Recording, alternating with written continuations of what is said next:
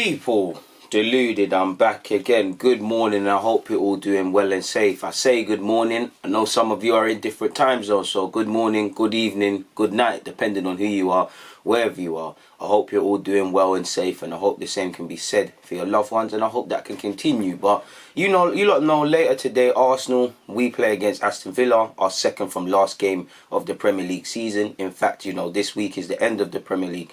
There's still things to play for. In August, there's Champions League, which we're not involved. We've obviously got the FA Cup final on August the 1st, but our domestic campaign ends, and for me I want to end it with a high. I say high, what high can you really send it with? We're hoping for 7th. It's probably mathematically impossible now.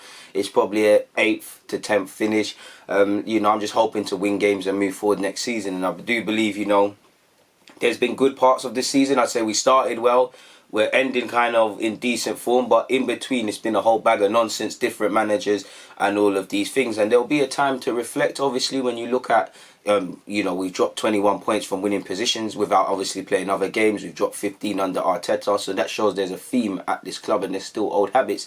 And even though Arteta's helped us improving things, it's important to look at the whole picture and consider where we are, because when the dust has settled and it's all said and done, there's no hiding place. We have to live with our failures, the players specifically. It's a sad reality, and I really hope that they use this season to kind of reflect and go hard next season. Remember the pain and the feeling and the regret, the same things I've been saying for a couple of years now. Hopefully that's not the case, but use that to apply themselves, so that hopefully next season is not the same case as this season. But in relation to Arsenal news, there isn't much. Firstly, Maitland-Niles, now we know he's been linked with moves away. Arteta has spoken of his abilities. For me, I think either it's a mixture of he doesn't really see Maitland-Niles as a midfielder or really necessarily rate him. He probably wants to see a bit more, because there's got to be a reason Joe is playing is starting in midfield ahead of him. But he's a decent player, and obviously you saw him at left back like he has been at Arsenal, predominantly on the left and the right hand side. He actually came through for a minute and had a bit of football at the left hand side. I remember him playing Liverpool couple seasons ago and playing well against Salah. He had a stormer at the back against City.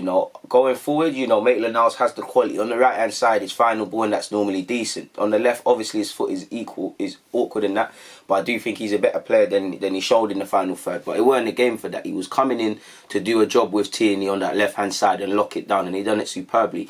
I'm a big fan of Maitland-Niles. You lot know me, I'm always going to have an affiliation with our academy players. I'm one of them fans. I'm not saying Maitland, but I know certain players are not good enough. Not everybody's going to have this thing, but that's just me, innit? I love the Haaland talents.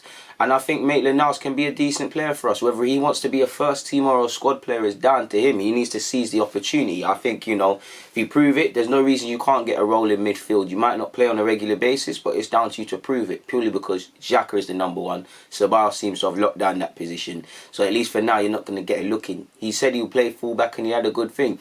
I just think Maitland is at that point where he wants to play now, because obviously he played against City, but he's been a bit of a bit part player. Sometimes he's not been in the squad, and at this time in his career, turning 23 in August, you don't really want to do that. He's changed agents, so and you look at Colossus Management Group, they do very good work with their clients and getting them out of situations where they're not playing and trying to find concrete answers.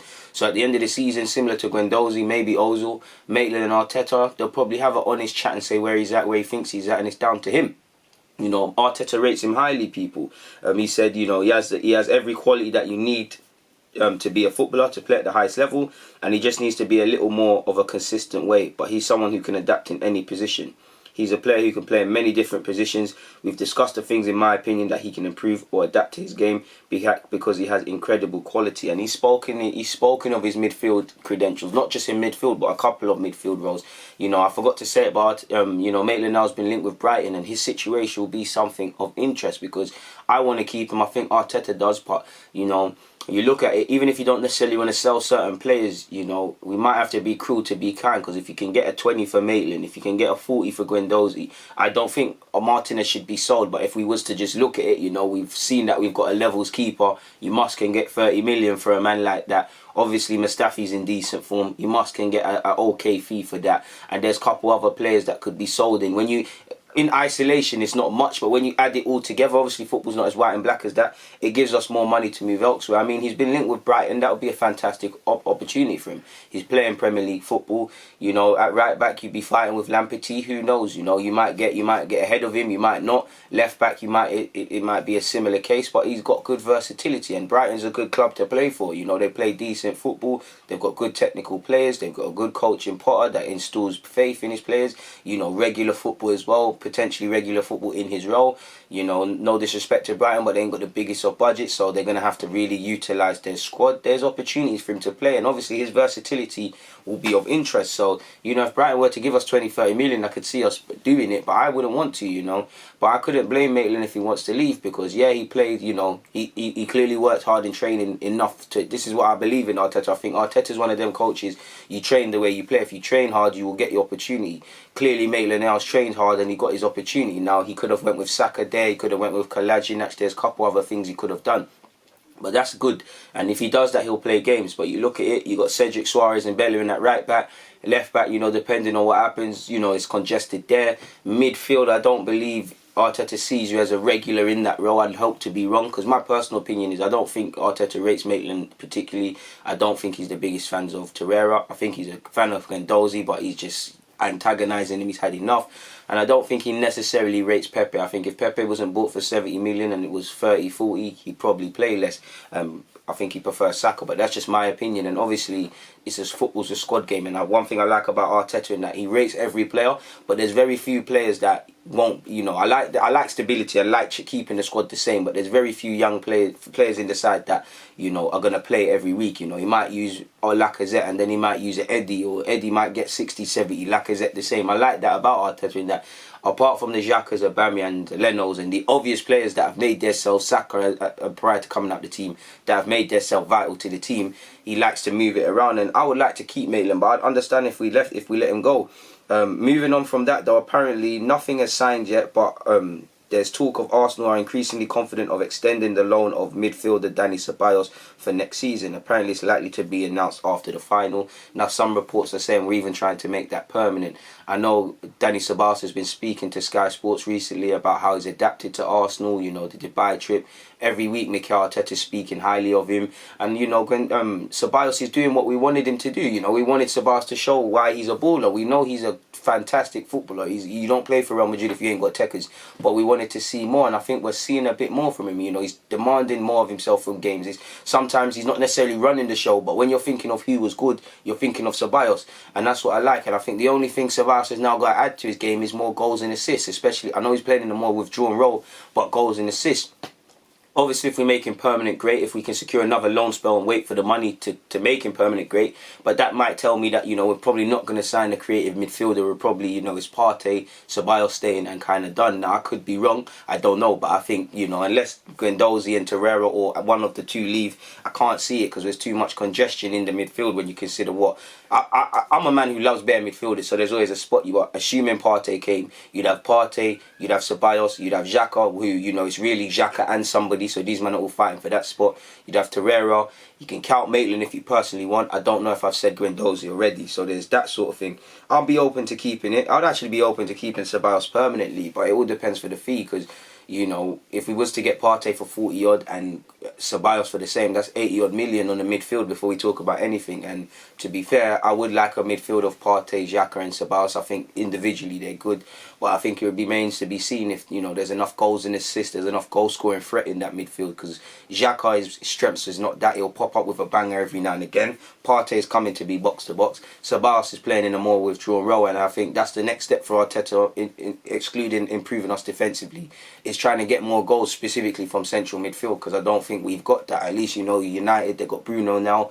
Pogba, when he's fit, will chip in here and there. City, you know, their midfield, David Silva for this season, Kevin, Bernardo, if he plays there, they'll chip in with goals. You know, it's a bit different at Liverpool. Their profiles are not really like that. But Ronaldo, he must have had about 5 goals this season or so. I could be wrong. I want our midfield to chip in a bit. You see what I'm saying? Chelsea, I know Maitland-Mount's not scored for a while, excluding the FA Cup semi-final, but he carries a goal-scoring threat. And if they get Hervites, you know, Chelsea strike me as a side that they're trying to do this Lampard midfielder thing, hella 8s or number 4s, you know, box to box, getting in the final third and scoring. So And I think we're missing a trick in that regards, potentially. Away from that, though, and apparently Arsenal were interested in Southampton's Højbjerg. Apparently, it is the Telegraph is saying it is understood that Arsenal have also considered making a move for Højbjerg, but both Arsenal and Everton have already submitted. But Tottenham and Everton have already submitted offers, and he is unlikely to move elsewhere. Now, he's been linked with Spurs the most. I genuinely believe he's going to Spurs. Finally, people, and I don't want to keep going into detail about Aubameyang and Arteta, but Arteta's made his intentions clear more so than we already have. Aubameyang has previously spoken more or less and said the club know what I want. So, maybe we're waiting to see the outlook on next season. Are we going to be in the Europa League? Are we not? With that, if I'm Aubameyang, I want to understand what the club's plan. I would like the club to sit down and not tell me everything, but sit there and say, you know what, this is a dossier. We didn't get Champions League football, so we're not going to do this. We're going to do that. Our squad is going to look like this. What are you saying? We'll give you, we'll give you this contract. We'll reward you. What are you saying? And we need to come to a conclusion in that regards, people. And Arteta said himself, with Oba, I think I've been very clear with what I want. The quicker we do it, for me personally, the better, because the player will be more focused, more determined and more calm. And I think none of that can really apply to Aubameyang, because he's handled himself with the utmost professionalism. But at the same time, it's always going to play on your mind. Like I said, with every game, it's always going to play on his mind. If we win the FA Cup final, people are going to write headlines saying Aubameyang's got to stay, Arteta can build stuff. If he loses, Arteta's got a mammoth task. Has Aubameyang got the time to waste in his career? So we have to say, and what's concerning for me, he said, we have a lot of uncertainties, and he's one of them. I've been clear what I want from Oba. The quicker we do this, the better. But we have to respect the needs of the club, and it is going to have an impact in playing in Europe or not. So again, we're waiting to that FA Cup final. Have we got that 30 million from playing in the Europa League or not? So it seems like a lot is waiting on the end of the season. For me, Guendouzi, Maitland-Niles, Aubameyang, they're all linked with moves away. They're all linked with staying. Ceballos add that. We're not going to find out too much until after that final. I do think things are being put in motion in terms of ingoings and outgoings, but we're not going to know too much. So I have hope Aubameyang stays, but a lot of it comes from my heart. We've been over this enough times. I literally personally think it's in the balance.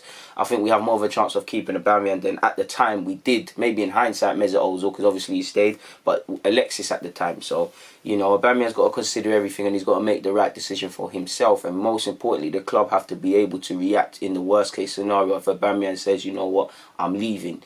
With Lacazette's turnaround in form, we've got Laka, you've got Eddie. You probably need to sign a striker that's probably not going to be of the same standard as Aubameyang because of, the price tag, but someone with scope to potentially reach that.